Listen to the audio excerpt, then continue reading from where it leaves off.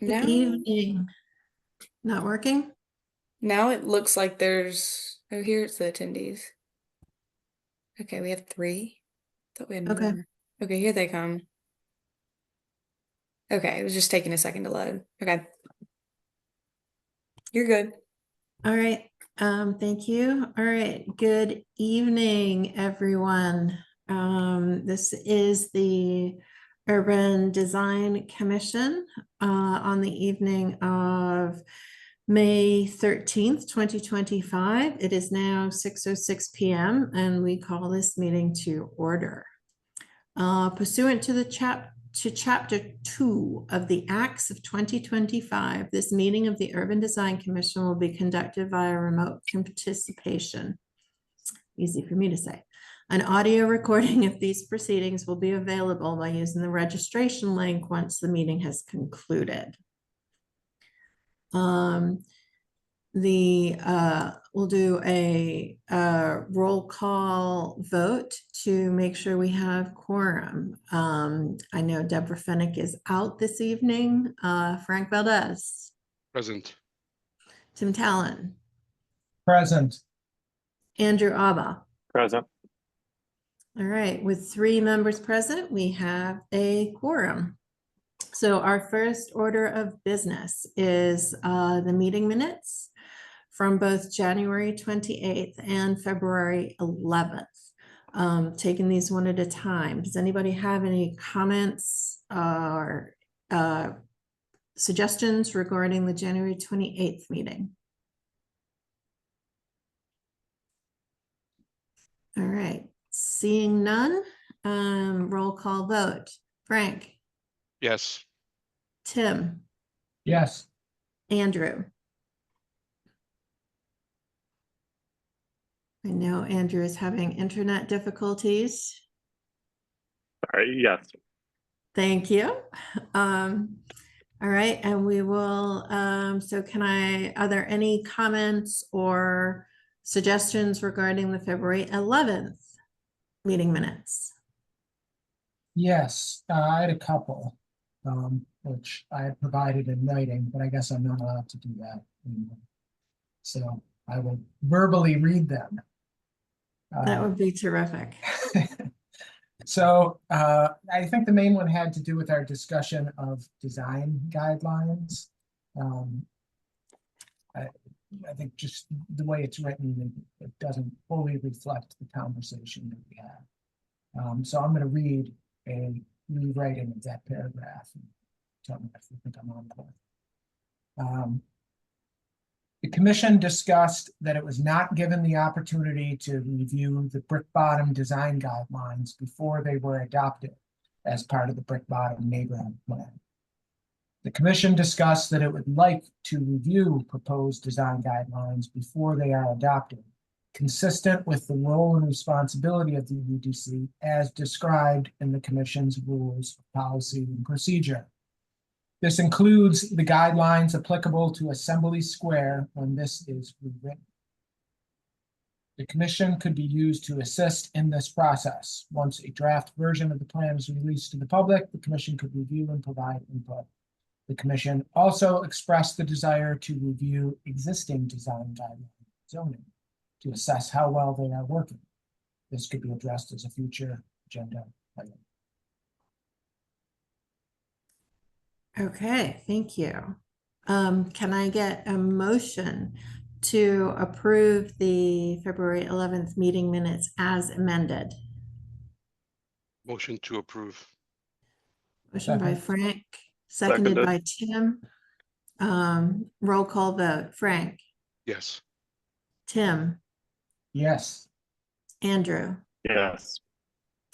All right, thank you. We have meeting minutes as amended for February 11th. Okay, the first item on our agenda this evening is a design recommendation for 199 Elm Street. We do have the case planner with us in case there are any questions. Are there any questions or comments from the commission?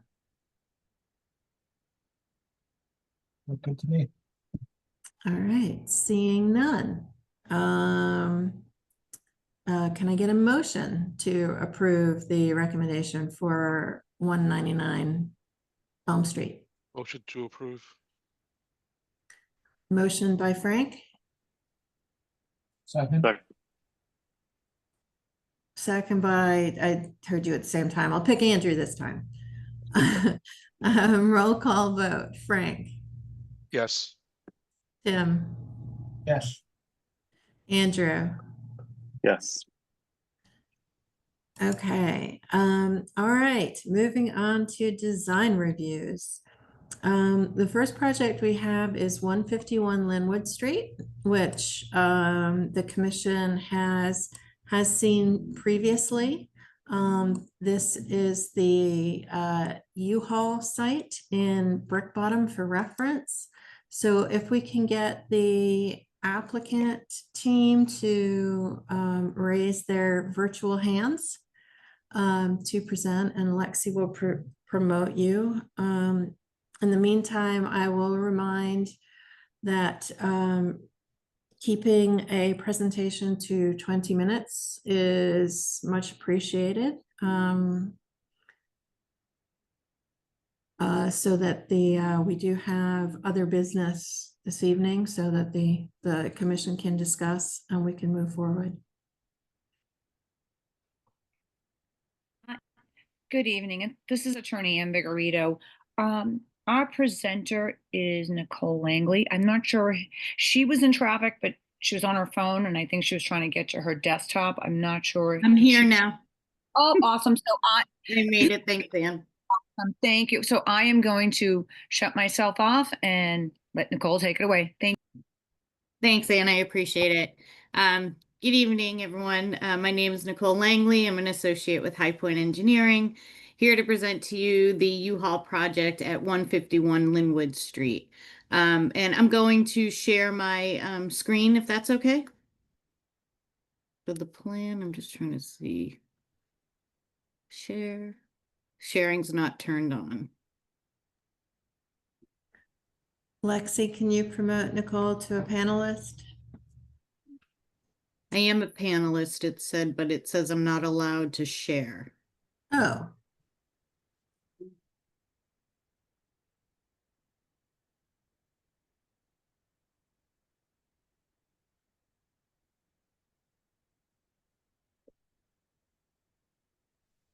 Try Try again. it now. And then I'll try one more thing. Let me try one more time. Host isn't allowing sharing. Okay. Should I make her a co-host, Sarah? It's not allowing and share. Okay, Mel. yeah, definitely try that. Okay, try it now. Yes, thank you. Okay. And there we go. All right, let me know when you're able to see that. We can see it. Great. So as they mentioned in the beginning, we have been before this committee 2 times for the design review. This is the existing conditions of the property located at 151 Linwood Street. The property has 2 frontages on Linwood and Joyce Street. The existing building here was constructed in 1940, and U-Haul purchased it in 1977, and they have been operating out of this facility since. Obviously, over the years, the building has become worn down. The property is almost 100% impervious, except for a small, I wouldn't even call it grass strip, but it's a small open space strip along the Eversource property on the south property line, and then some gravel strips over on the parking lot off of Joyce Street. So what the applicant is proposing to do is demolish the existing building and replace it with a state-of-the-art U-Haul facility that will be 4 stories with a basement area. It'll have a mix of self-storage facilities, U-Box.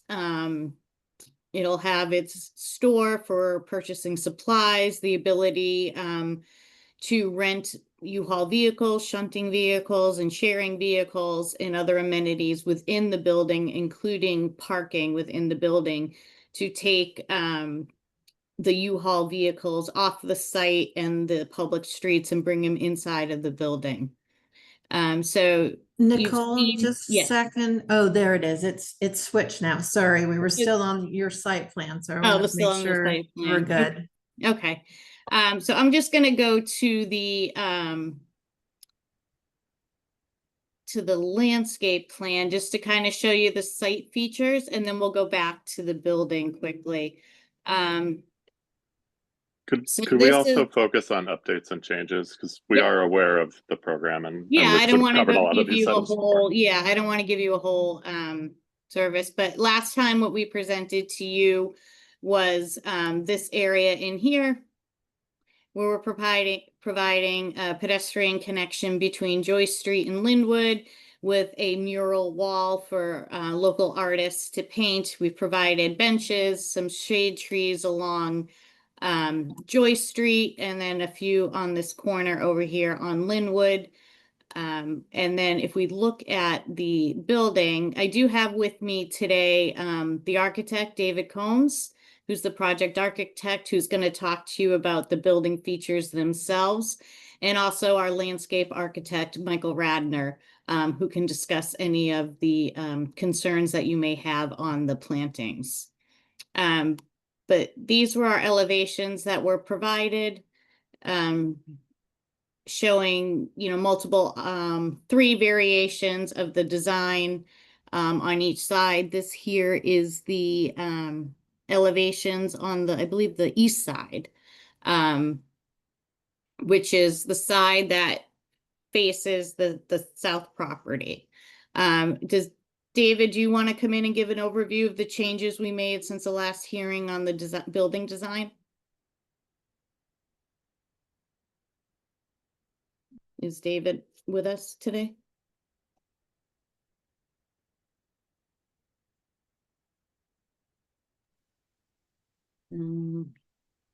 Panelist, so you should be able to unmute.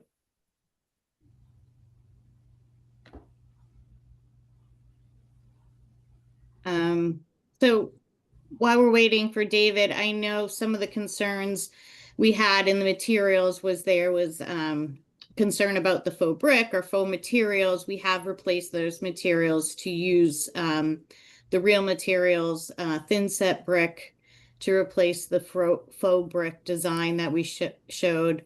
We're using insulated paneling along the white area that you see here. There is a list of materials that were submitted. Let me just get to those.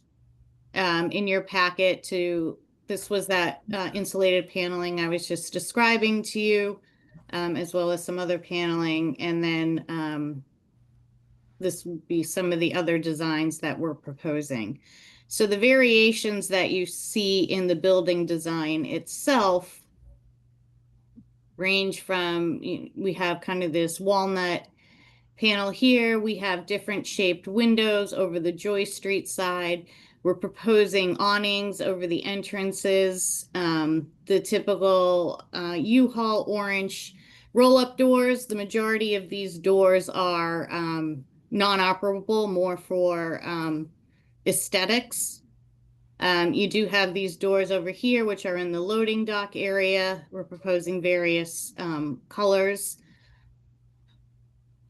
This view here is the south side of the building. So looking at this from Linwood Street, you can see we have, again, different shaped windows, different designs. This here with these little design accents is a typical U-Haul design accent that they like to show on their new facilities.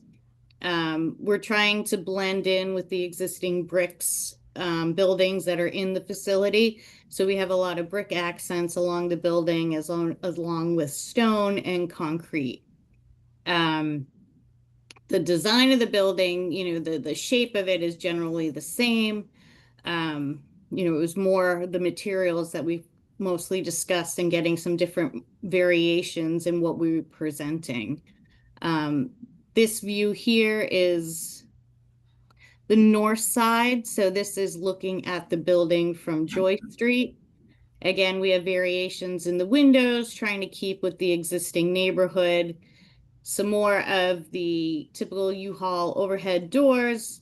These are the entrances into the first and second floor of the buildings. Again, the new operation will have loading and unloading interior of the building, so it won't be in the parking lot or in the street as it happens today. It'll be taken off of the street and away from the public eye to hopefully clean up any of that nuisance that was seen before, according to some of the neighbors, not wanting to see the unloading in view. The windows will be standard windows, two-way view.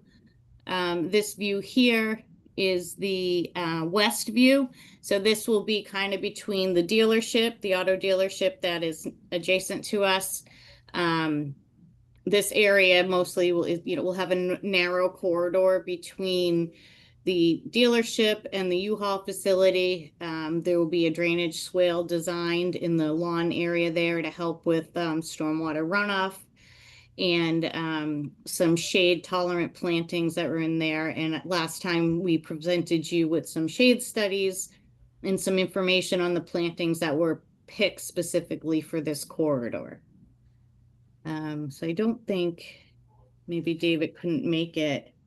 I'm on, Nicole. Oh, you're doing on. great. I'm sorry, David. Yeah, no, I'll you're let doing you great. take over on some of the other Yeah, features. you're doing a great job. Thank What you. she was showing was the three options that corporate is highly involved in, trying to express how their function of their building matches some of the aesthetics that they do within each of the neighborhoods that they look at.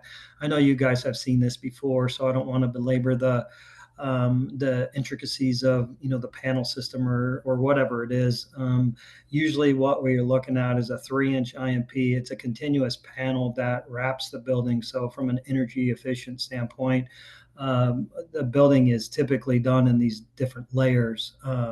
And we do that for the IECC calculations, with the current building codes and that sort of thing. U-Haul has really stepped up, and they put the money into that skin of the building to make the building a lasting building, rather than putting materials on that is going to take regular maintenance. So these high performance panels have a paint and coating that is factory applied, so it's not something that's going to need to be reapplied years on end. So is there anything in particular that you guys have questions about relative to the design, the layout, the function?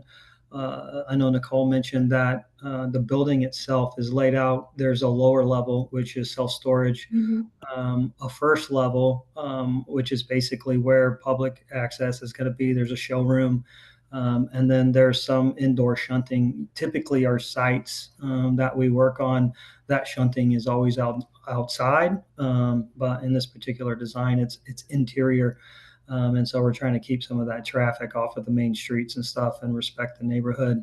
It also happens, it has a second level of a load unload. So people, when they go in and out of the building, they're mainly unloading inside, and you won't have the vehicles and trucks outside unloading in the parking lot, which can get kind of chaotic when buildings first open up. But this particular design, it's all behind and inside of the building itself. And then your upper floors are self-storage with the fenestrations strategically placed within the building itself. They are adding a lot of these awnings, canopies to kind of lower the scale of the building. This particular view here, it's taller, trying to give the scale of the building and trying to bring it down to a little bit more of a human scale. There's another version of it where it lowers it down even more. But we try to keep them higher and more scalable to the building, just because there is trucks and stuff like that that are going to be driving around. So, do you guys have any particular questions about the skin, the building construction? Any concerns with any of that? First of all, yeah, thank you, David. Have Sarah Lewis, co-chair. Have you seen the the design guidelines in the adopted neighborhood plan? It has been shared, and the U-Haul corporate, and I think Nicole Hodgkin is on as well, which represents the corporate office. They do take that stuff into consideration as they go through the design, because there's a whole department that reviews and tries to fit within those requirements. And I know there was some back and forth on this particular area as far as the design requirements and stuff that you're probably discussing and talking about. Yeah, so I just wanted to make sure if you're the architect had seen them, but it sounds like corporate is not adhering to those. The other piece that I wanted to point out before I sort of turn it over to the other commissioners is by the time when you get to the planning board, they will not allow thin set brick. Any brick needs to be full dimensional architectural brick. So Okay. just keep that in the back of your mind as you move forward. Thank you. Other than that, commissioners. I have a number of comments, but two questions first. One, do you have a roof plan? I don't know if there's a roof plan in this presentation or not. If you are concerned about, I know we talked about a green roof last time. That's not an option that corporate is willing to take because of the risk of leaking, and where you have a climate controlled self-storage facility, it's not something they're willing to risk at this point. Okay. Well, the Somerville zoning ordinance requires that 80% of the roof area of buildings with flat roofs in commercial districts have a vegetated roof. My second comment is just about the door, or question is about the what we're seeing in this image here, the orange red colored doors. Can you talk a little more about that? So those are not actual garage doors; they're fake doors, and then.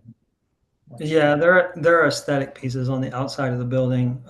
It's basically the branding for U-Haul itself. To identify the building is something that they do on a lot of their facilities. But yeah, it's not actually an accessible door. They're on the surface. I'm sorry, one more question just about the glazing that we're seeing. Is that vision glass? Or is it, what type of glazing? It'll be a two view window, I believe. Sorry, David. Oh, that's okay. So you're seeing the dark banding will be a spandrel type glazing.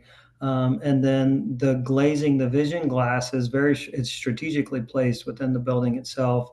And some of it, and I think some of this will be the smaller corner there will likely be spandrel glass itself, where you will not be able to view through it. It'll just be more of an aesthetic piece on the building. But what happens in the floor plans is the corridors typically step back at the corners to allow people to access and to bring daylight into those spaces. So Tim and Frank, I guess I have a question more for you guys.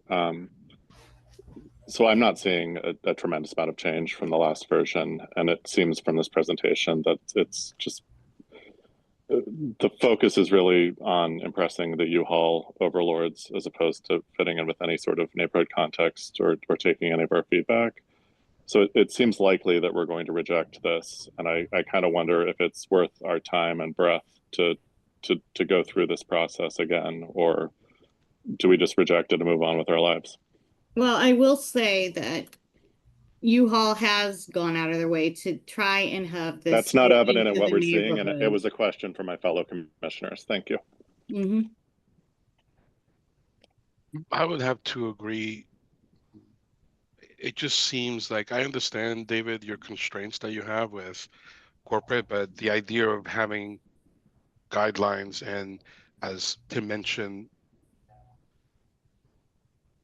things that need to be done by every other developer, and to exclude one developer from doing those just because it's U-Hauls, because we don't want to do it.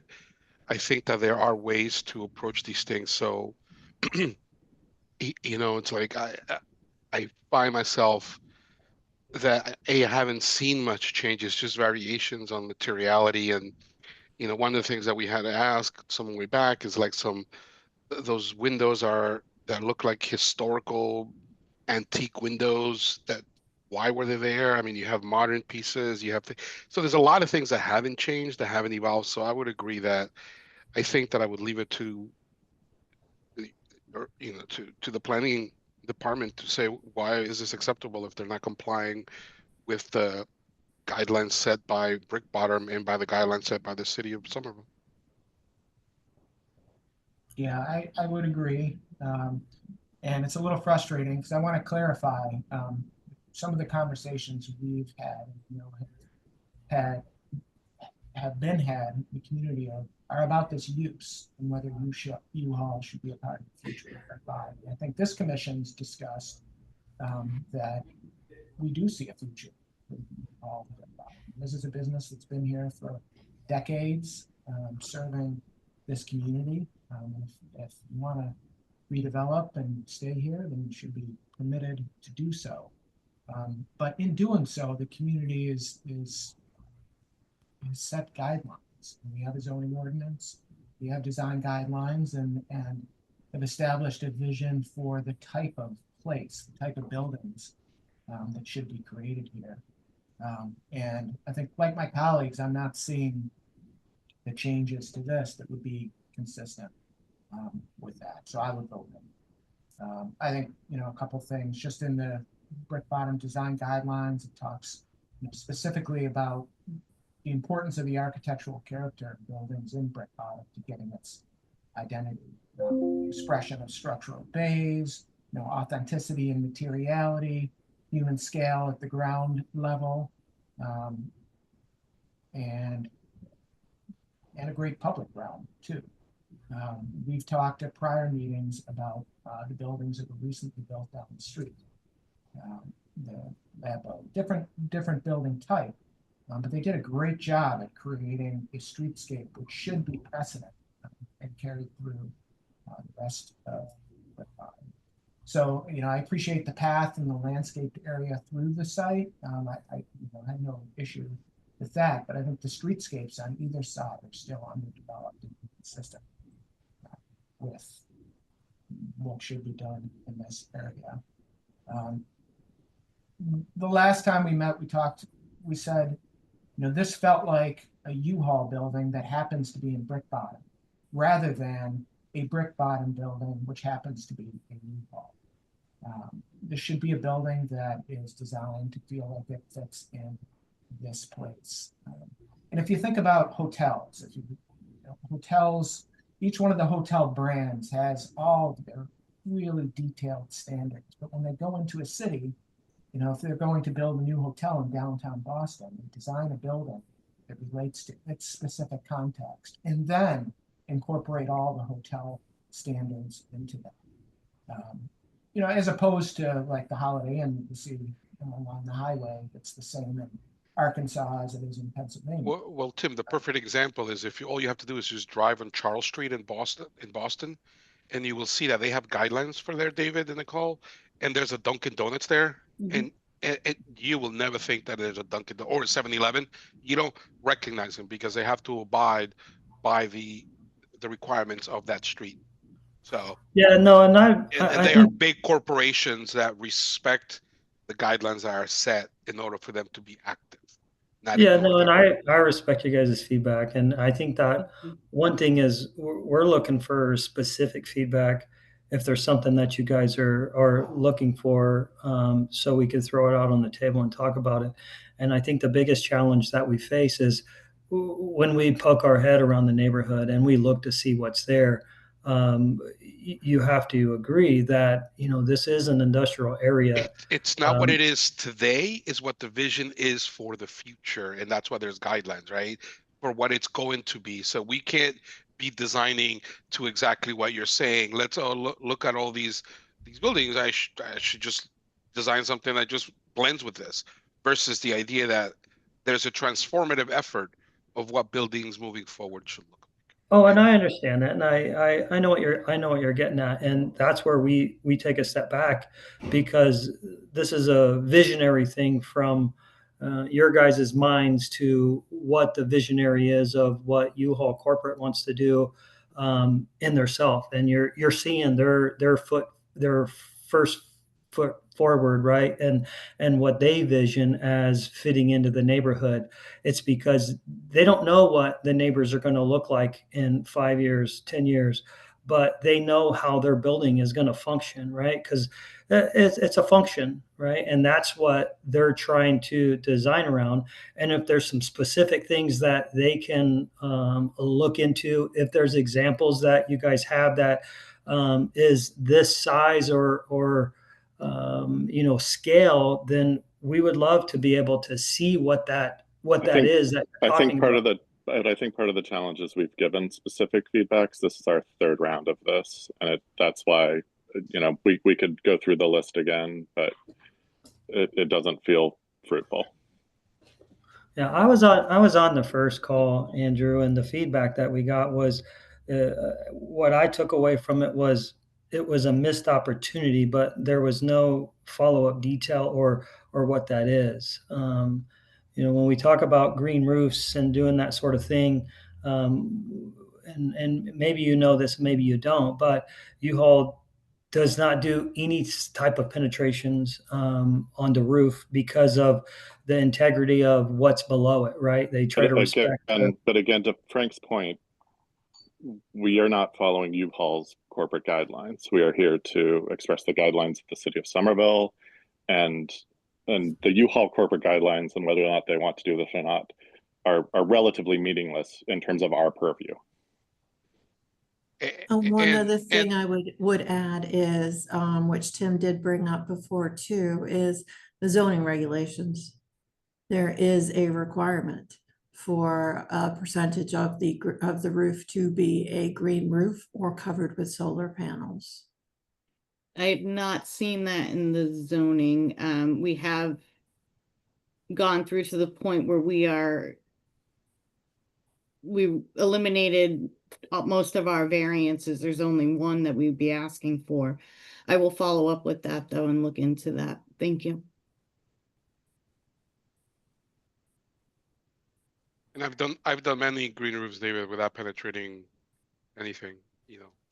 So there's different ways to approach these green roofs. Yeah, there definitely is. But it does, you know, the structure and the utility to hold that up and the maintenance of that. It's a huge commitment of what goes there. I've you know, I work all over the country. Yeah. So again, I think we can't hold everybody else accountable for that and not hold U-Haul accountable for that.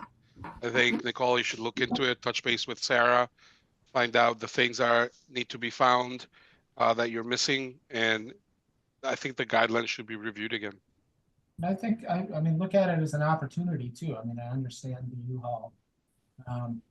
U-Haul has standards, but you know, if this project's going to be built, those standards are going to have to be modified, given the requirements of the zoning ordinance. And this is a gigantic roof, and this is over an acre.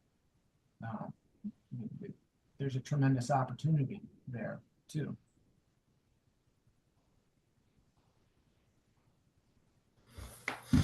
Okay. We want to go ahead and vote. Yes. Sarah, can you run the vote?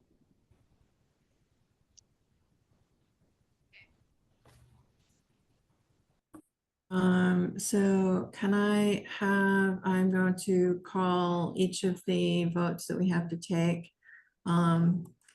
So the first one is, can I get a motion for a preferred design option? Well, we don't have a preferred option, I guess, so how do we vote on All that? right, so the motion is, motion on the table is, there is no recommended design option. So motion by Frank, seconded by Seconded. Andrew, roll call vote. Frank, Yes, Tim, Yes. Andrew. Yes. The next vote would be if there is a, sorry, I'm looking at the wrong thing. Have the design guidelines been met? Can I get a motion? So we're Move. motion that the design guidelines have been met and then vote no. Okay, like the design guidelines. So the motion is the design guidelines have not been met. So a vote in the positive is effectively a no vote, just for clarification of the record. Okay. So moved by Tim, seconded by second, Seconded. Yeah, Frank. either way. Roll call vote. Frank, yes, Tim. I didn't hear you, Tim. Yes. Thank you. Andrew. Yes. And then finally, the any additional design guidelines per additional design guidance to be provided. What I heard from the discussion was the design guidelines in the neighborhood plan need to be revisited. And generally, this should be a building of brick bottom that happens to have a U-Haul use in it. Is there Seconded, anything yes. else you would like to add to that motion before we go? I just add the suggestion that if this project is to come back, that they include perhaps some precedent research. Could be worth looking at historic cold storage buildings. Other such buildings that have been built in similar types of neighborhoods. Okay, thank you. All right, so do we have a motion? That the Motion. Thank you, Andrew. Seconded by second, Frank. Roll call vote. Frank, yes, Tim, Yes. Andrew. Yes. All right, those are all the votes on this project. And the recommendation will be a no recommendation. So Thank you, everyone, for your time. I would recommend, Sarah, that maybe you share, or if they can find some images of the renderings are typically presented in the design review committee that really showcase, like they're not so flat, that shows, maybe they also need to understand submission package with more clarity. Okay. So they can see. I will work with the case planner and we'll get some imagery Thank you. to the team. So thank you. Thank you. All right. So the next design review we have you. on the agenda this evening is 205 Broadway.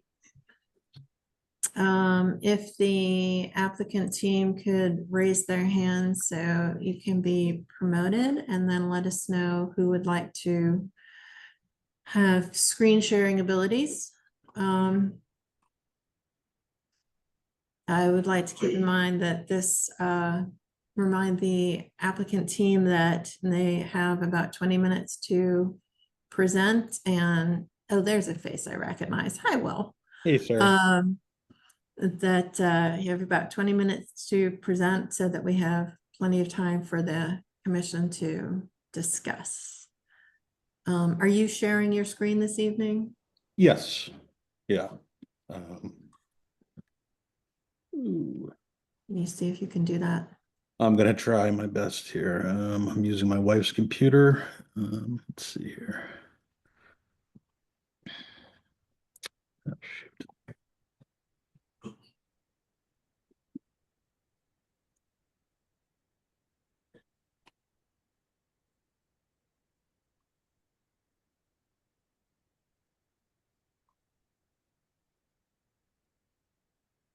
Okay, let's see.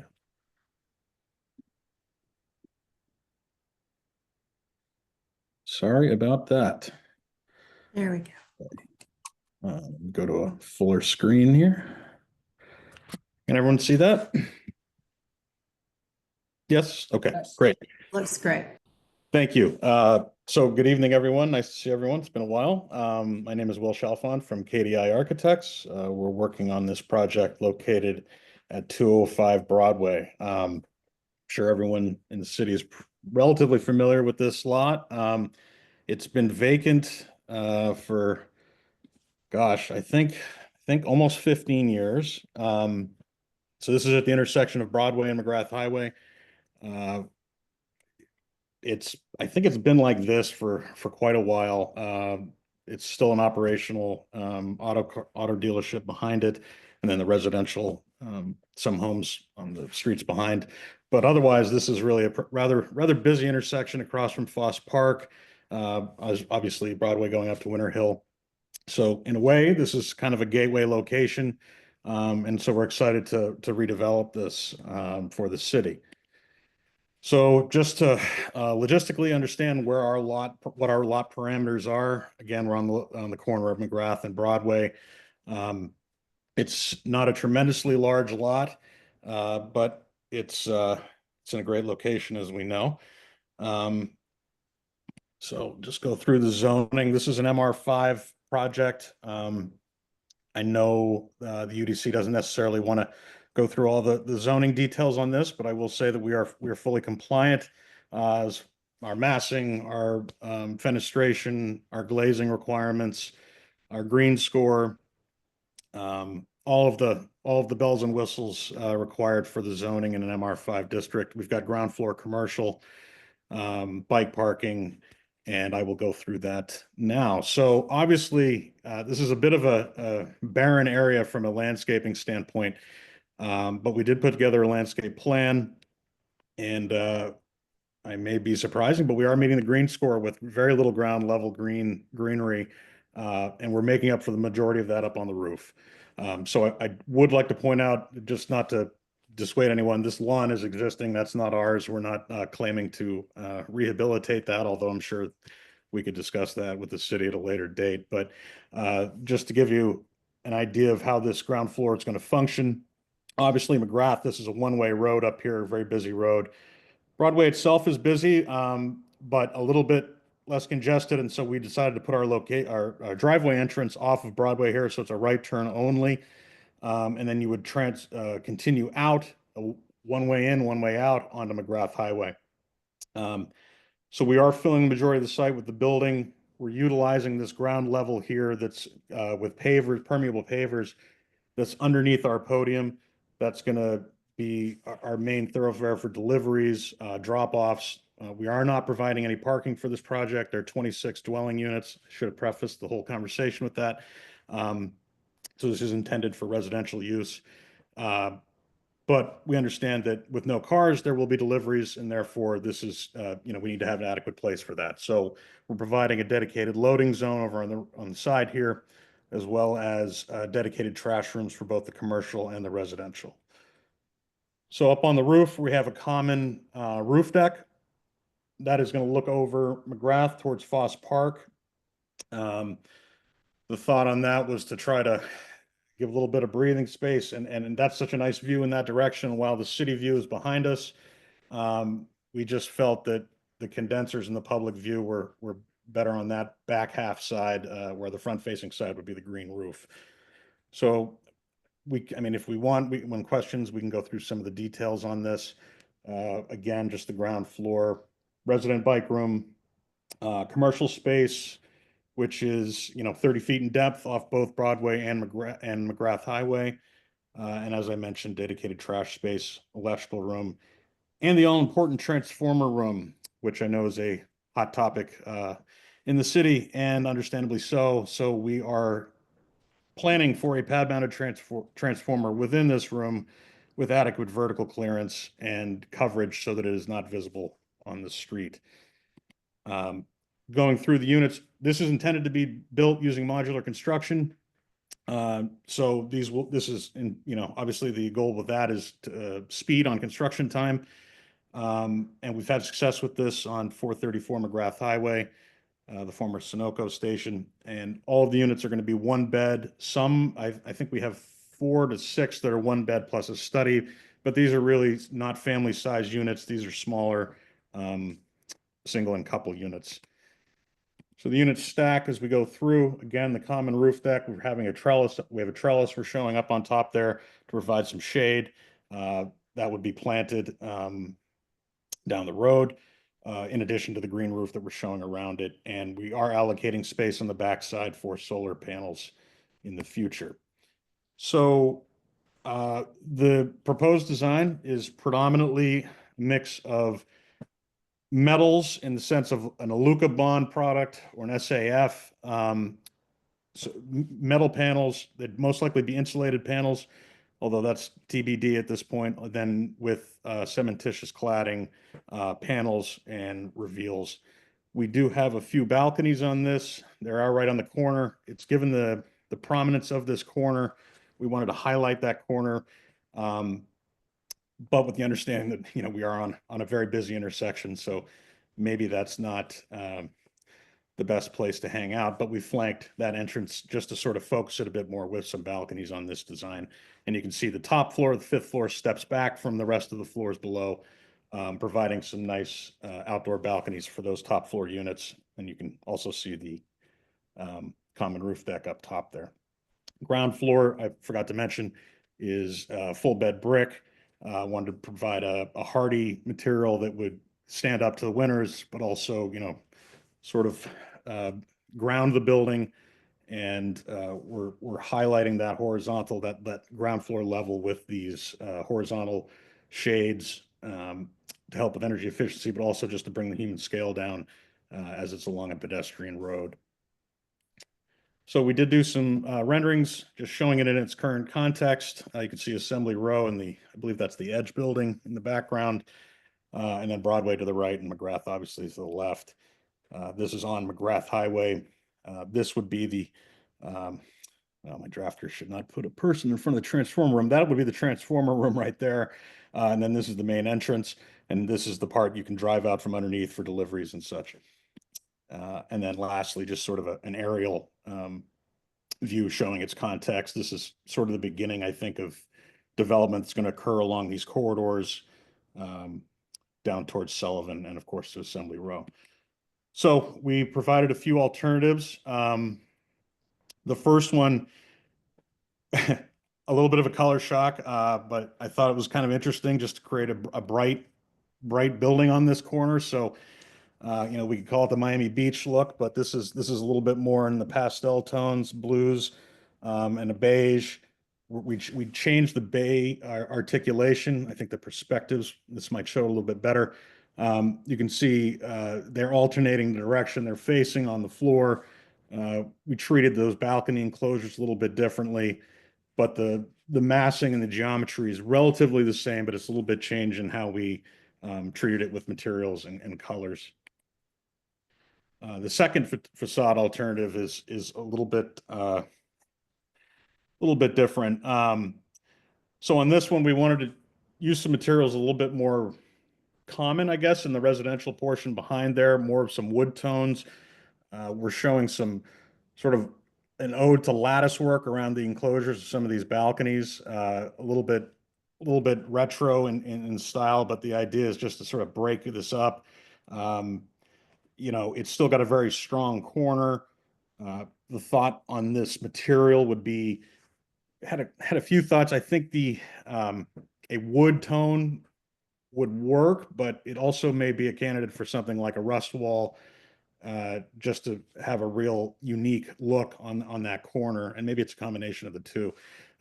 This one, we treated the top floor in a different material palette, and just to sort of have it step back a little bit, and using a darker color.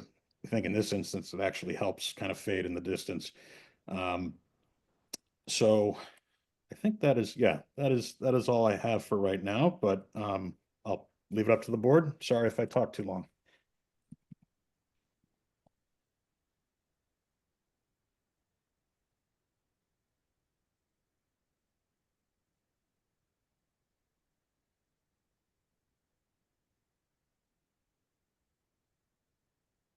Who wants to go first? I was gonna say, all right, commission, what questions? Yeah, all right, I'll go.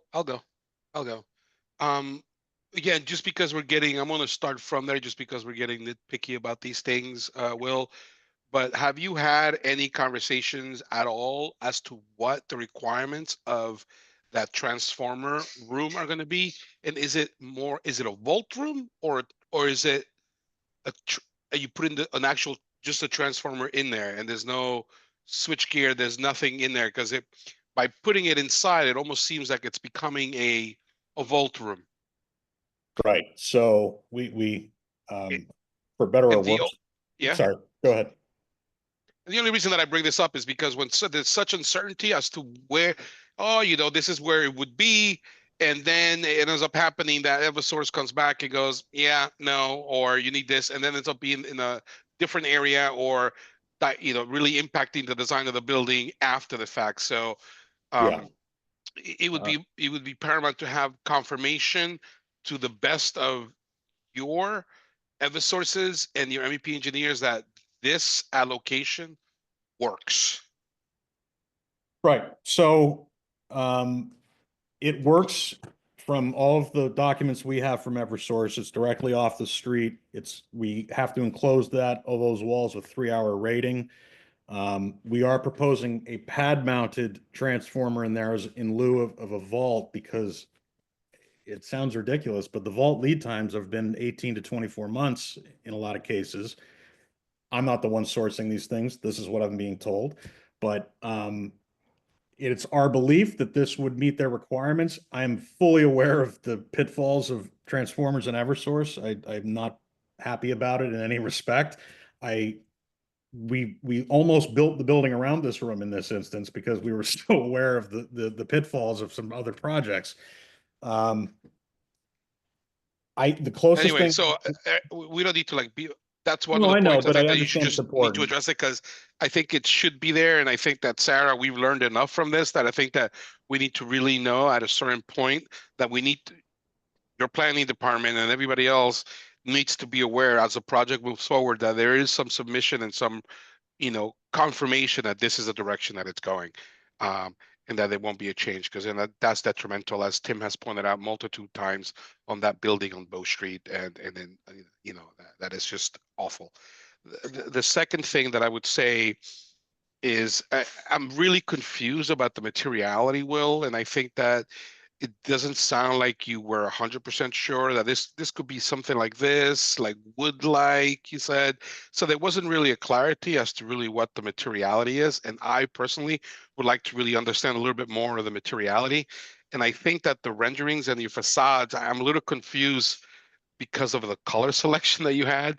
So it's very hard to really focus on the design when you have the blues of the windows standing out so much that it's very hard to just look at it without understanding that it seems to be more of like a fenestration analysis, for some type of a software, but I would like to have a little bit more clarity on each of these options and what the materiality is, and show us some of that materiality here as well, so that we can better understand what you're using.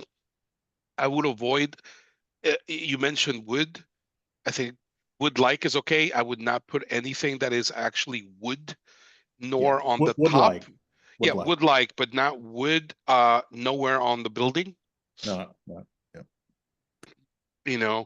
And So that would be it. So I don't, I mean, so I'm actually predicting myself on the fact that I don't think I'll be ready to give you an approval just because I think that it lacks so much clarity on what the materiality is. I think that is the intent is interesting and the massing is interesting. I think that obviously it's a great place to develop something of interest. So I would like to be fair to what you bring to the table and be able to be a little bit more critical with more information. That. And then the third thing that I would say is and I let my colleagues talk. When you look at the plan, and I know that you're not parking this building, so you can go to the site plan. Site plan, yeah, yeah, yeah. You want the landscape plan or okay, here? The site, yeah, this is fine. I know that you're not parking it, but I don't know how much traffic that driveway is going to have.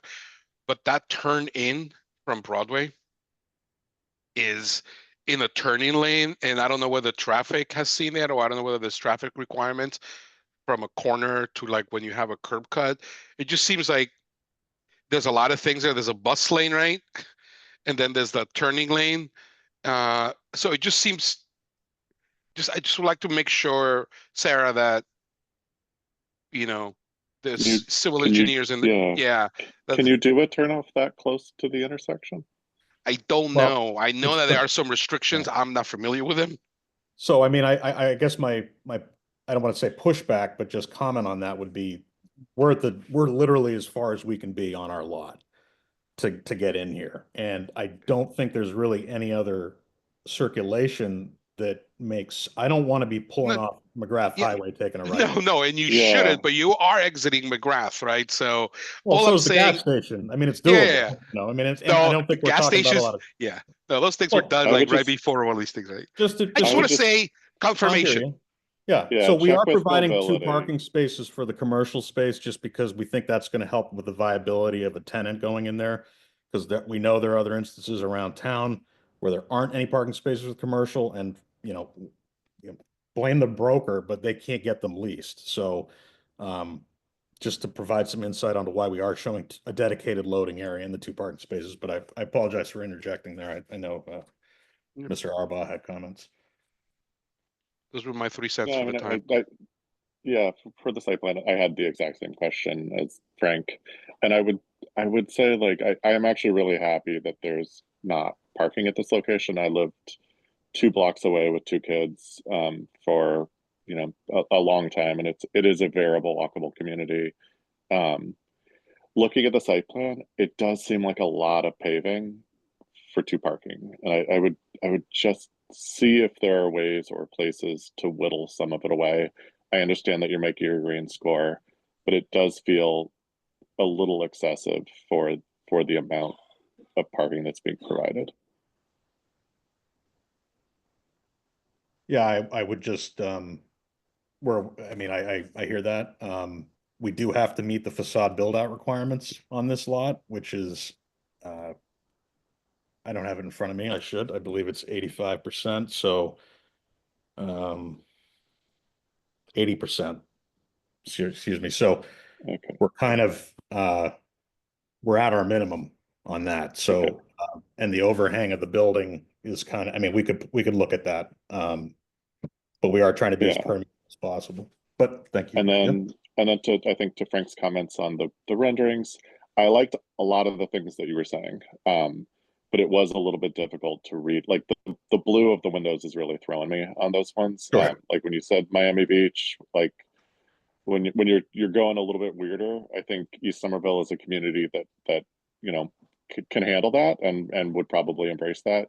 So I think it's a good instinct, but it's a little bit like the color palette is really hard to figure out what's what on the current renderings, and to kind of to grab that. And then the kind of Tetrisy thing that's happening on the windows on the side. I do like it when that's happening. It feels a little bit disconnected with what's happening on the prows. Like it feels like on the actual curved corner, feels like 2 different languages are sort of happening at the moment, but I could just be not understanding the renderings quite well enough. So if I could just quickly interject, because I know we'll be back. On the next approach, I'm going to call out those materials specifically on each view just to outline what that is. I'm going to have a material image so we can have some understanding of what those are instead of just, as you said, Frank, a computer generated material. And then I would just be cognizant too, sorry, one other thing. During the summer, a lot of dirt flies off of Foss Park, and it's definitely improved since they put in the turf field. But you just sort of see it in a dry spell, you see it just kind of rolling across McGrath Highway. So I would just be prepared for that hitting the side of this building on a fairly regular basis in the heart of summer.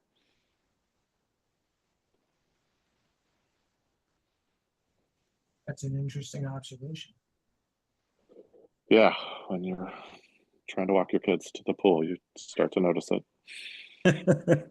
It's like Dune. It honestly, like, there are days when yes, there was. It definitely better since the turf field went down, but it was really bad before. So I had a similar thought about the drive. Just, it feels like a lot of driving area, but I get why you're doing it, and it makes sense. I think just as the design evolves, as much as you can tighten up that drive lane, would be good. Initially, when I saw it, I wondered, would people try and jump the light and cut through here with this? They'll always take that opportunity. Let's be fair. I mean, there's always someone. Would it be better if you reverse the direction? But maybe not. I mean, maybe you don't want to. Right. Makes sense. Yeah, just agree with the other comments as well. I think just a material board, just examples at this point. Obviously, it's specific products, but that would be helpful just to see those specific examples. If we go back to the rendering, the overall rendering, I just had one comment on the preferred scheme. I think the overall, you're addressing the corner. It's a prominent corner. I am glad to see something proposed on this side. I just said that. But I wonder, it feels like there's a disconnect on the corner between what's happening at the ground level and kind of the curved portion of the upper stories. It makes sense where you have the kind of 3-story volume supported by these brick piers below. But on the corner, the brick piers are coplanar with the metal above. And it's almost like there's nothing to transition between them. And I think that's fine. They can be coplanar. But I wonder, it kind of wants to be one or the other. You carry That's a good up and point. letting, maybe you're carrying the brick up to the 4th story, letting it be a brick framed corner. We did look at that. Yeah. And then just the alignment of the piers too, just kind of jumps out at me. Okay. You have the solid pier on the upper stories, which is misaligned with the pier on the ground level. Assume you have a column running behind all those. So.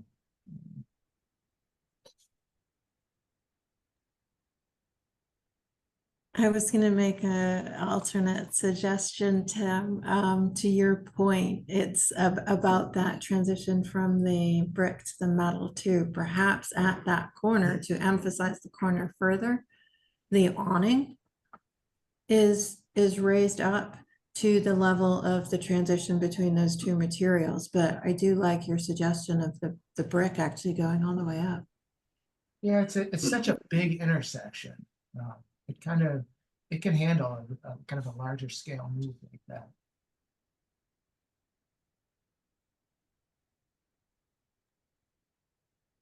From the planning division's perspective, I want to acknowledge, Will, thank you for thinking about the transformer.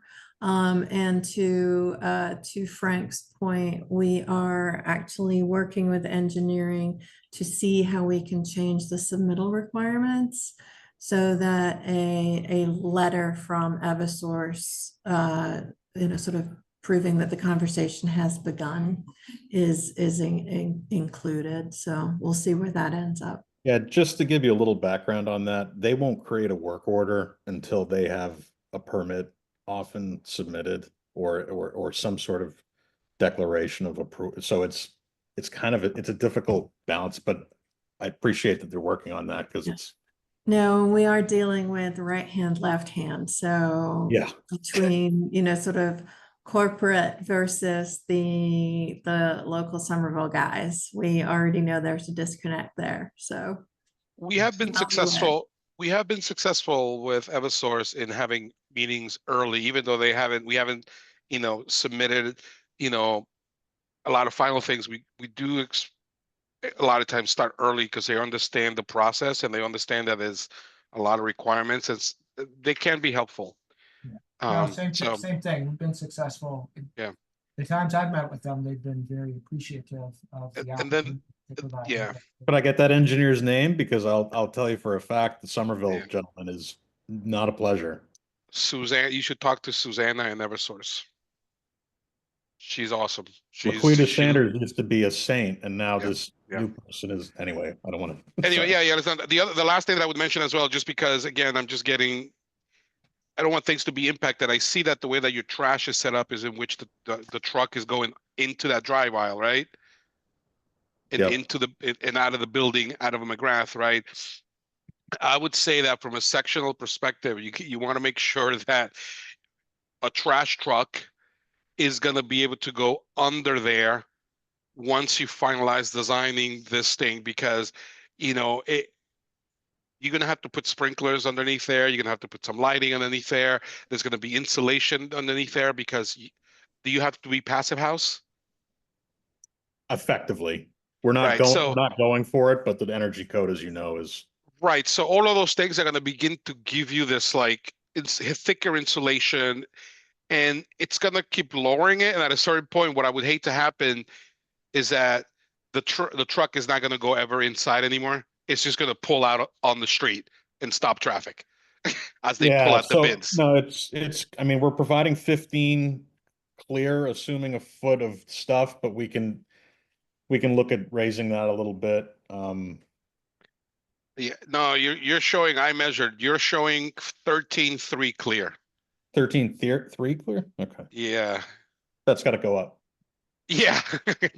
that's why I brought it up. You have 15.4 floor to floor, but then obviously you have the meat below that. So Yeah. Just be mindful of that, and you would want to just not plan ahead for those things, and then this shovels everything else. No, I mean it's a good point. I think the reality is it's going to have to be a private trash company anyway. So Yeah, no, but We they do don't have a have to little go. bit of- They don't have to go in. They're No, like, I'm not no. going in. No, I know, No, but we could potentially vet the company and say, look, it's got to be this size truck. But it's a good point regardless. I mean, it needs to. It's just- Not that the fire department's going to do it. It needs to allow a truck to drive beneath it anyway. So we'll revise that. I've just got one more comment, just on the ground level in that drive area. Just give some thought to the column covers as well. I mean, think of them as part of the architecture of the building too. So it's not just, a couple of spindles coming down, supporting Sure. it, but it really feels like part of the architecture of the building.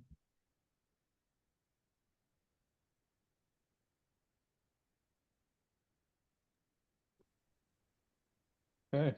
All right, anything else, or are we ready to take a vote on, we don't need to do massing, and I think we're gonna come back with a clarity on the material choices for the facade options.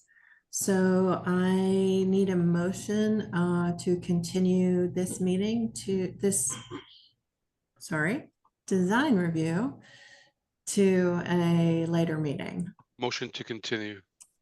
Motion by Seconded. Frank, seconded by Andrew. Roll call vote. Frank, Yes. Tim, Yes. and Andrew. Yes. All right. Thank you, Will. We'll see you soon. Great. Thank you, everyone. Have a good night. Thanks, Will. Thanks. Thank you, everyone. Good night. Okay.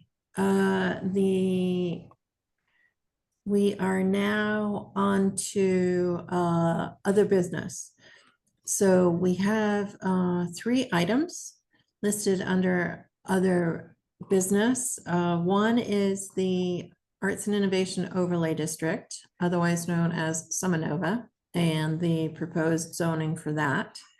Of that same geographical area is the base district for that same Somerville area to the R&D district zoning, replacing the FAB that is there currently. And I think we can probably talk about those almost coincident, but I'm going to let Tim lead that discussion at least, and just have us here to answer questions and help as we can. And then we also want to talk about potential agenda items for meetings that we can have with the land use committee and the planning board, sort of to facilitate involvement in larger work efforts. So Tim, do you want to start the conversation about the Somerville zoning? Sure. So I'll give a quick overview, and then I think we as a commission can discuss how we talk about this. Back in, I think, July of last year, we talked about the proposed zoning for Somerville. What I have up here is the plan that we had talked over at that time. I think it was July or August. This has gone through a pretty long process that Sarah can probably describe much better than me. Initially, it was a developer-led zoning proposal submitted to the city with a 10-citizen petition. Now, I believe it's a proposal that the city's putting forward. But I think at that time in July, we had taken a look at this site plan, and this was really the only visual representation of what the proposed zoning could result in. We talked about this. We identified a number of concerns. I think one of the biggest ones had to do with civic space, the public realm, sidewalk widths, things like that, but also the overall size and bulk of these buildings. And we sent a letter to the city council at that time, just saying, one, this commission has not reviewed this. And two, there isn't sufficient information provided, as there would be if this was being proposed in Cambridge or Boston, cities and towns around us, to even be able to review it. And then we highlighted some of the concerns, such as the low amount of civic space and reduced sidewalk widths next to high-rise buildings, the very large permissible floor plates, etc. I didn't think too much about that after we sent it, because the zoning amendment was withdrawn soon afterwards. But it's back, and I think it's worth paying attention to, because this is going to have a significant impact on the public realm of the city, pretty important area. And I think just as concerning, it's going to set precedent for future development around this area, and I think even in other future master plan districts. So this is the plan as it was. You look at this, you say there's probably not enough open space. 12-foot sidewalk widths next to high-rise buildings. These are 200-foot tall buildings with a floor plate of up to 75,000 square feet. What is now proposed, it was a little shocking to me, is even less open space, and some of the same concerns that we had expressed about the prior proposal. And there's less visual representation about what this could result in. So I think probably some of us have gone through the process in Boston of the planning and development, rezoning master plan areas in Cambridge, or other places where a comprehensive master plan is put together through a community process, but that is going to concurrently be with a significant zoning change that would allow larger mixed-use development. Kind of what you see on the screen now, I think, is about it. You get a parcel plan, but within these. Tim, if I can, what you see on the screen now is the zoning as proposed. What was proposed by the developer was not truly zoning language. It was it was sort of a larger design proposal that wasn't truly zoning language.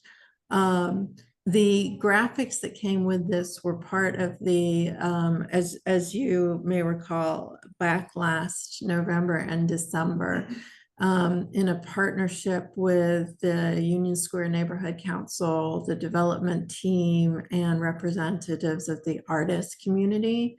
There was a process that got to this point of the regulations within this zoning proposal. So there are some graphics that went along with that to help everyone make those choices and decisions, but those are typically not usually part of the zoning per se.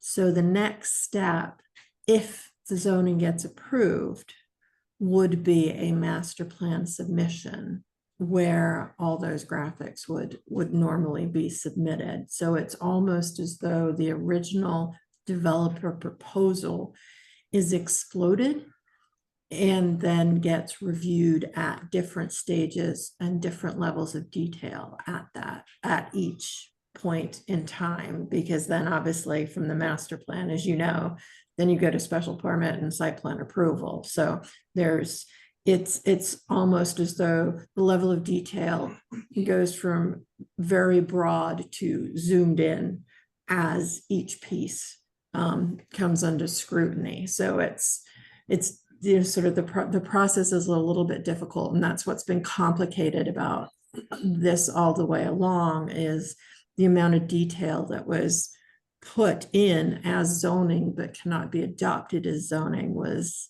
difficult and confused a lot of the public about what they were looking at to understand actually what was happening. So, but your point is a good one, and I think comments are certainly appropriate from this board. So I think a couple of specific concerns with the language that's in this proposed zoning. One is the civic space requirement.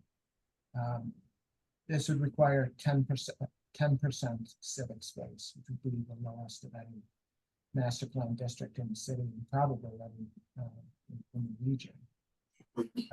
The plan that we looked at the last time depicted approximately somewhere between 14 and 15%. So this is less. This zoning in this district only would reduce the required sidewalk width adjacent to tall buildings from 18 feet, which it is required in every other house district in the city, to 12 feet. It would also permit buildings of a much larger footprint and scale that are permitted elsewhere in the city. But, and we can kind of talk in more detail about some of the specifics, but just wanted to bring that again to everyone's attention and see if it's something we wanted to talk about. No, I appreciate that. I don't think anyone is anti-density or height, but it needs to be accompanied by open space that's what it's buying. So if we're ending up with sidewalks that are smaller than we would in any other district, and 10%, which, I mean, having seen kind of green square presentations, we know you can achieve by putting a little parsley around the peg. That's not going to achieve anything of any substance. So lowering those requirements, I think, is a dreadful, terrible precedent for the city. Yes, build higher. Yes, build denser. It's Somerville. We get that. But when you do so, carve out and preserve that open space, or else we're not going to achieve any of our environmental goals in any way, or even have a place that we want to live.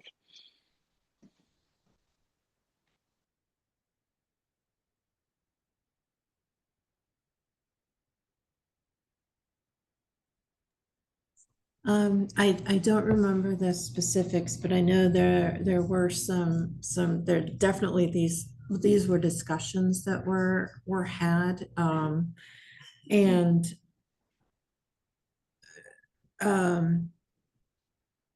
because there were other concessions that were being asked for regarding land uses for music venues and enlarging the dojo, so the community center would be larger. I don't know if these trade-offs came as part of those. I don't remember the blow by blow details, to be honest with you, but I think making a recommendation, we can draft a letter to submit to the land use committee and the planning board. If you would like to go that route. Is there anything else that we would like to address in this? So I've got the civic space at 10% is problematic. The high rise with a reduced sidewalk width is 12 feet. The commission is generally okay with going higher and denser, but don't sacrifice open space and public realm requirements. Yeah, and I'd say, height, density, I'm fine with height and density too. But it needs to be carefully considered in a specific context. Ensuring there's transitions in scale, comfortable streetscape, comfortable public realm, and all that stuff's important. Two other things that I've come across in this, and these are in the R&D district, which would be the new base district here.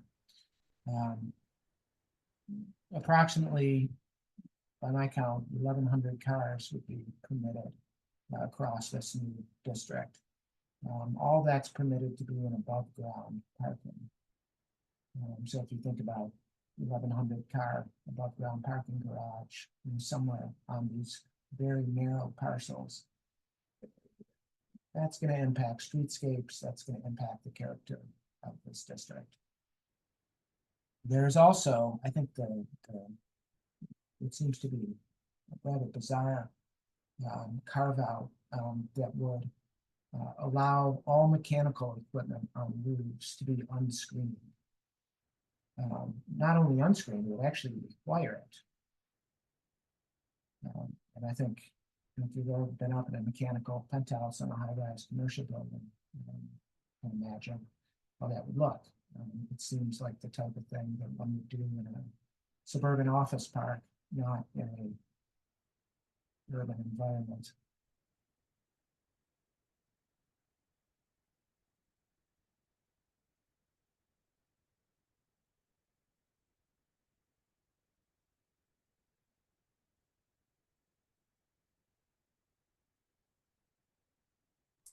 Sorry, scribbling like crazy back here.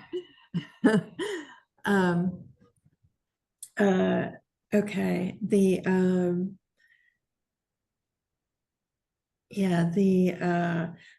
we do, just for general knowledge, and of course there is no, once something is zoned, there is no guarantee one way or the other, but the intent of the R&D district was to allow the basically prior to any big development enabled by the arts and innovation overlay, the R&D district changes the FAB to allow the uses in Greentown Labs to grow and expand, which currently they are all non-conforming in the FAB district. And that was one of the requests that we had from the administration, to allow them to, as this is, sort of developing as a climate, clean tech, green tech hub, that is important to the city at large, but this is not a zone that anybody anticipates being mapped anywhere else or being used for the actual development. So that's just a little bit of background, sort of for what that's worth. So actually, that's a good reminder. The other thing is just the design guidelines that are being adopted as part of this R&D district. It is different than FAB. This is intended to allow for different uses. I think right now it's just carrying those guidelines over. And those are the guidelines that we as a commission will be tasked with evaluating any proposal against. So it could be worth us just taking a look at those in the time between this meeting and next meeting, and perhaps discussing them at the next meeting and seeing if it should change, if we have any recommendations for that. I for one like that idea a lot. If we can discuss those specifically at the next meeting, and then we can at least start drafting a letter and talk about what that looks like and how those guidelines fall into that letter is a good idea. And the main part about where the design guidelines will be very important is we're still reviewing and working on the document internally, but this area will have an urban design framework over it that basically serves as a neighborhood plan that was discussed as part of the Central Somerville Avenue meeting series that I had mentioned. That document will need to be reviewed by the Urban Design Commission, and because it will include architectural guidelines before it goes to the planning board for adoption. So we need both, and maybe that's our option for a joint meeting with the planning board, is to talk through the urban design framework for this area.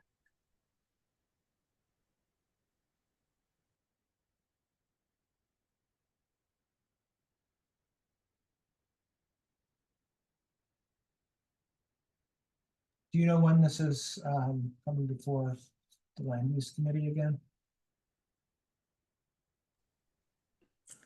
I don't off the top of my head. I think it is still in committee, and to be honest with you, I'm not sure if the planning board has made a recommendation to the land use committee yet. Let me check into that and we'll get back in touch with all of you about what the timeline on this might look like. Okay. Just want to make sure we have time to prepare correspondence before their next meeting. We'll look into that first thing tomorrow morning and reach out to you, reach back out via email, just to make sure we are all on the same page. But I do think reviewing the effective FAB guidelines within the R&D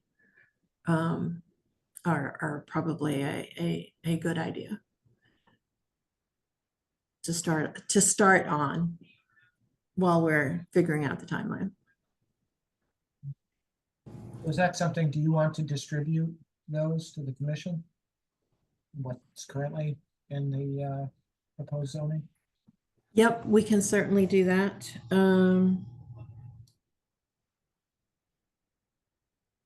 Yeah, just a second. Just so that we have it for ease of reference.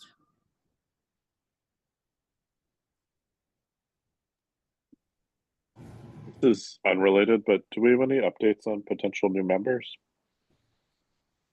We do. And because I didn't have it when we issued the agenda, we actually have a new landscape architect that has been confirmed by the city council and needs to do the ethics paperwork and whatever else the city clerk needs prior to swearing in.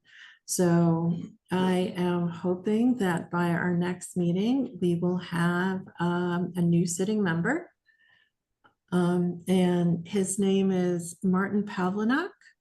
Pavlinak, I'm probably saying that wrong. But landscape architect to fill Sherry's seat. Awesome. Much appreciated. Great. So, and we do still have the notice out there, and I continue to promote to try to find the 2 alternates. So you all can have a little breathing room, and we're not nagging you every single meeting.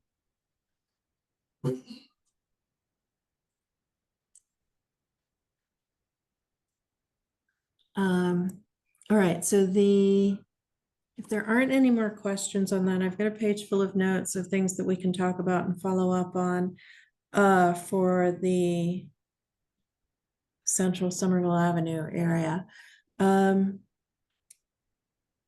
Thoughts about, as we get into topics for discussion with the Land Use Committee and the Planning Board.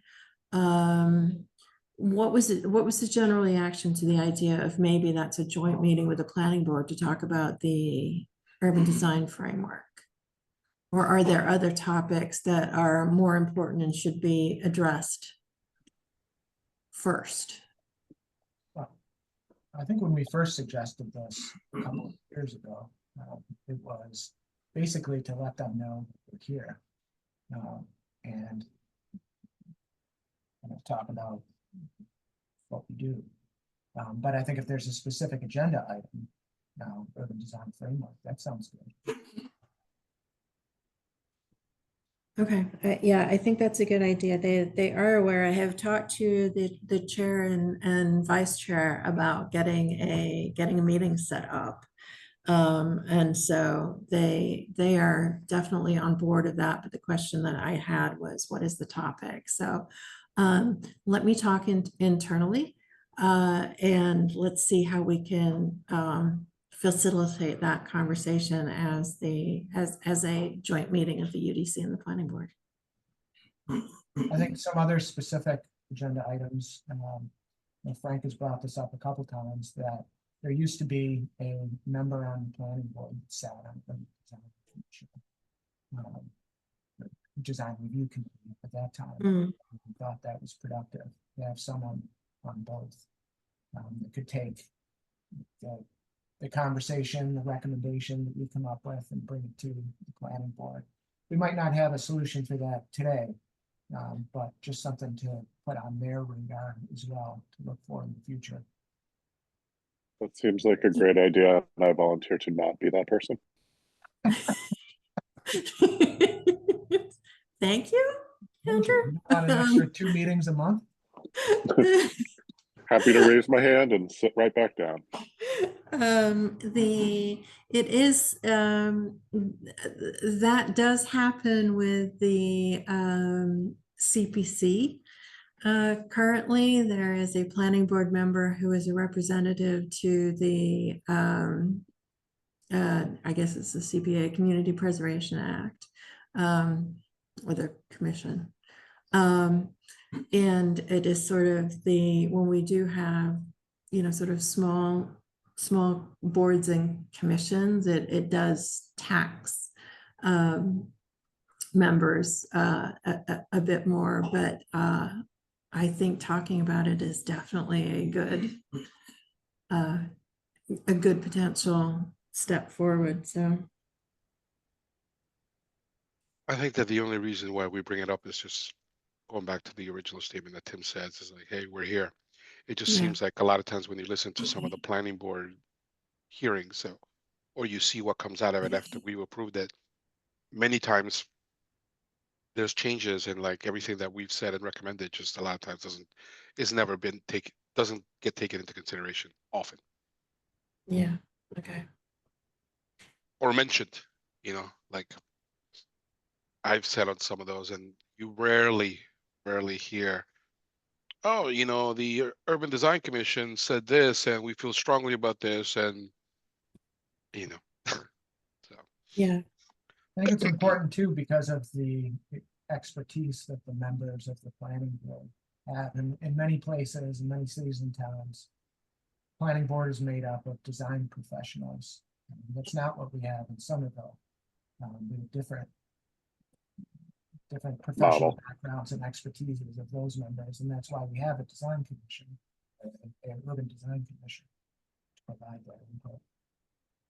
Yeah, more often when we're brought up, it's by the applicant saying that they pushed us or we pushed them to do something, and then hearing the planning board dismiss it, which is frustrating and doesn't make our time seem very worthwhile. Oh, I can appreciate that frustration, that's for sure. Because we do include, we do have a section about the design review process in the staff memos. So there is a, sort of obviously it's the recommendation is part of the file, but even in the staff memos, we do a summary as to the outcome of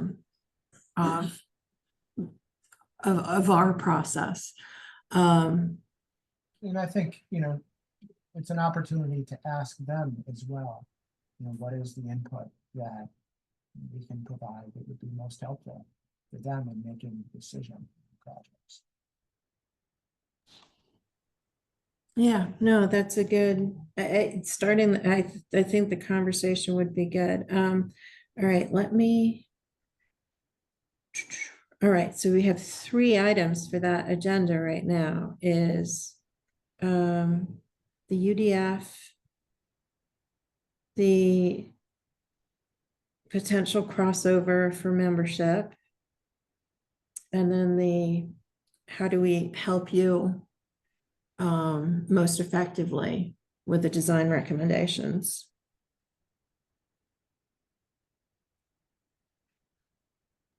It's funny, but do you see that there's an attendee still on, and it's Pablo Picker? Yes. I assume he's just listening in for the fun of it. Okay, I was not aware of that. It is a public meeting. No, it so- is. I completely forgot. I was counting who was left, and I'm like, oh wait, there's an extra person. I'm like, oh, there's Pablo. All right. So I think that brings us to the end of the agenda unless I think so that's the planning board. The other thing we talked about was the potential land use committee. Yes, thank you. as well. Now, I know one of the things that talking to the land use committee would be a review of master plan submissions, because that would need to be a zoning amendment. Yes. So I know I do have that in my very forward in my consciousness. We have been talking internally too about what we're tentatively calling the UDC amendment. So knowing that the commission has changed from when it was initially set up to, we're trying to get a parallel structure across all the boards and commissions within PPZ. So that means there would have to be changes to the ordinance to potentially remove staff members as the co-chairs, and then require the commission to do its own voting, just like the ZBA and the planning board does for chair and vice chair and secretary roles.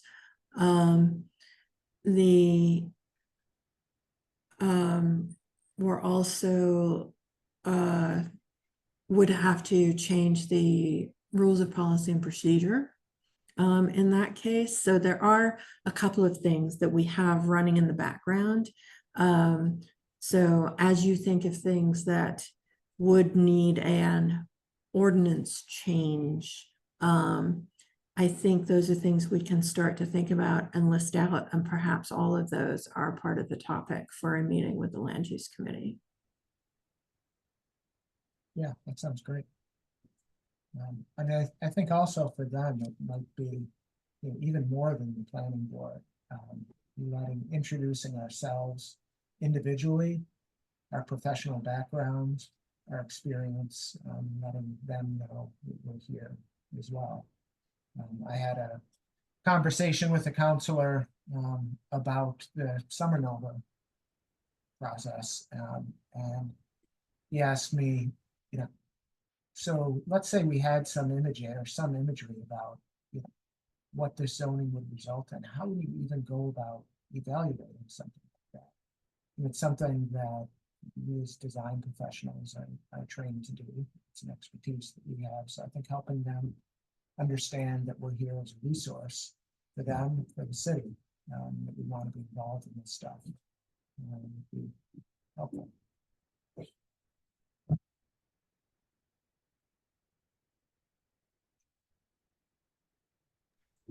Yeah, the difficulty that we, as I'd mentioned before, the timing of what comes up when, as far as the presentation and the review process, sort of does become difficult, and what the role of the UGC might be in, you know, sort of zoning map amendments. I think there we get into, it gets a little bit more complicated, other than just as a group of residents. As a board and commission, you are always entitled to submit things, but whether that is something that we can incorporate into the regulations, I don't know at this point in time. So if we That want to may be go that route, that would be different. But that gets to the, you know, question of ordinance changes and the bigger structural questions about how this stuff gets reviewed. If this was Boston, the BCDC would be reviewing the master plan before the zoning got adopted.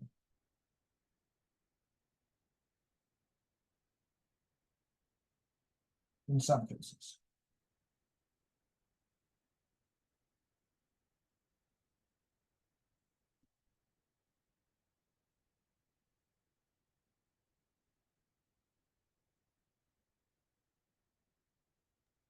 Yeah, I think we'll need to dig into that one a little bit more. Give us a little bit of time to see what that might look like legally. Just because of the, you know, like what you were pointing out for the arts and innovation overlay, that is actual zoning language. So there's not that design level for the zoning amendment review, but for the master plan, when we get to the master plan special permit level, that is something definitely where, you know, sort of as the Urban Design Commission, knowing that the master plan deals with the public realm, it makes a whole lot of sense. Well, it's interesting, if you haven't seen it, to take a look at the master plan for the Gillette site in South Boston, which is under review right now. I mean, they're going through a parallel process to some of them. It's zoned industrial. They want to rezone it for mixed use development. But it's gone through this process of creating a master plan and public engagement. That master plan's under review prior to. Keep in mind, legally, the city of Boston is its own animal. So there are a lot of things, like the BPDA can exist and do things that those of us in other municipalities in the Commonwealth are not allowed to do. I'm not undermining it or saying that it's, you know, sort of not a better way of doing it, but there are some limitations about what we can do as being not Boston.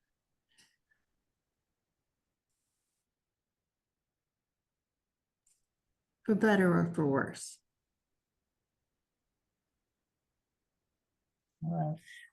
All right, so as far as a potential meeting with the land use committee, I also have 3 things.